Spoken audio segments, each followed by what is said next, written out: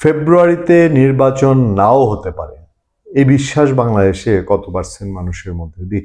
এটার জন্য একটা গণভোট করা যেত না? তাহলে দেখতেন কি বিপুল ভোটের ব্যবধানে। কারণ ডক্টর মোহাম্মদ ইউনূসের সবচেয়ে বড় ব্যর্থতাটাই হচ্ছে তিনি বাংলাদেশের মানুষের উপরে এই আস্থাই এখন পর্যন্ত জাগাতে পারেননি। ইলেকশনের আর 2-2.5 মাস বাকি থাকতেও কেউ বিশ্বাস করতে চায় না এখানে নির্বাচন হচ্ছে।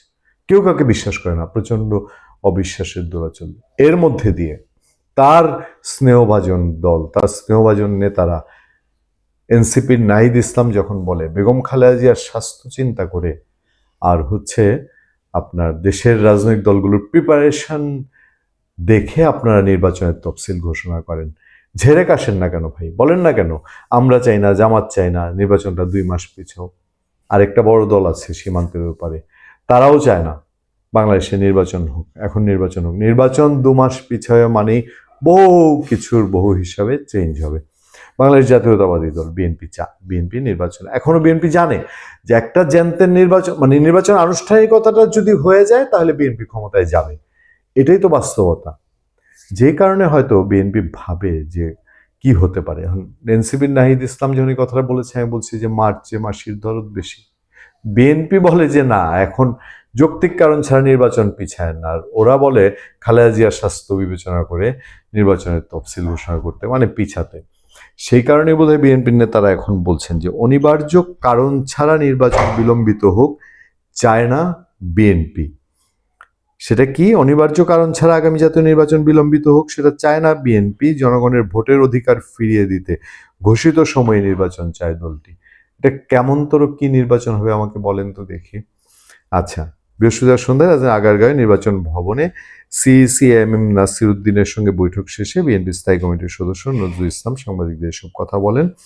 এ সময় উপস্থিত ছিলেন বিএনপি চেয়ারপারসন উপদেষ্টা পরিষদের সদস্য ইসমাইল জবুল্লাহ এবং ইসির সাবেক অতিরিক্ত সচিব ডক্টর মোহাম্মদ জাকারিয়া।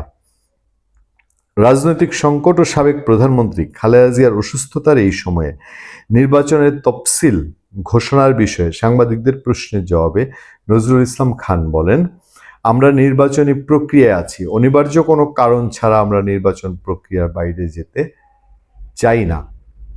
আমরা 15 বছর থেকে নির্বাচন চাচ্ছি, জনগণের ভোটের অধিকার আমরা ফিরিয়ে দিতে চাই এবং যথাসময়ে নির্বাচন হবে তা আমরা চাই। তিনি আরো বলেন, আগে শুধু সংসদ নির্বাচনের জন্য ভোট হতো এবং সেখানে ভোট কেন্দ্রে ভোটার সংখ্যা নির্ধারণ থাকতো। এবার একসঙ্গে সংসদ ও গণভোট দুটো ভোটের ব্যালটে ভোট দিতে হবে, এর জন্য সময় বেশি লাগবে। এজন্য আমরা বলেছি যাতে কোনো ভোটার ভোটাধিকার থেকে বঞ্চিত না হয়, তারা বলেছে আগামী রোববার তারা এই বিষয়ে সিদ্ধান্ত নেবেন। আর বলছেন যে ব্যালট পেপার সরকারি প্রেস থেকে ছাপানো হয়, এবার আমরা শুনতে পেয়েছিলাম যে প্রাইভেট প্রেসে ছাপানো হতে পারে, এই জন্য আমরা বলেছি ব্যালট পেপার যাতে কোনো প্রাইভেট প্রেসে ছাপানো না হয়। কমিশন বলেছে সরকারি প্রেস থেকেই ব্যালট ছাপানো হবে। পাসপোর্টকে বিবেচনায় নিয়ে যাতে প্রবাসীদের ভোটার করা হয়, আমরা চাই আরো বেশি বেশি প্রবাসী ভোটার হোক। সিইসির সঙ্গে বিএনপির বৈঠককালে ইসির জ্যেষ্ঠ সচিব আক্তার আহমেদ উপস্থিত ছিলেন। আপনার এই যে বোধহয় ডাকসু থেকে এই ভয়টা লেগেছে তাদের ভেতরে যে ব্যালট পেপার বাইরেও ছাপা হতে পারে।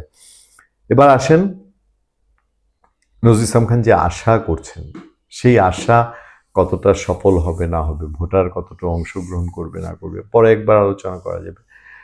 আমি শুধু আপনাদেরকে এইটুকু ইংস দিতে চাই, এই যে নজরুল ইসলাম খানের মুখ দিয়ে আসছে যে অনিবার্য কারণ ছাড়া যেন নির্বাচন পিছাতে না হয়, সেরকম অনিবার্য ছাড়াও কিছু বার্য কারণ, মানে এমন কিছু কারণ কিনা চলে আসে আগামী 2-4 দিনের মধ্যে, বা বিএনপির কাছে এমন কোনো ইনফরমেশন আছে কিনা যে কেউ বেঁকে বসে বলবে এখন আমি নির্বাচন চাই না।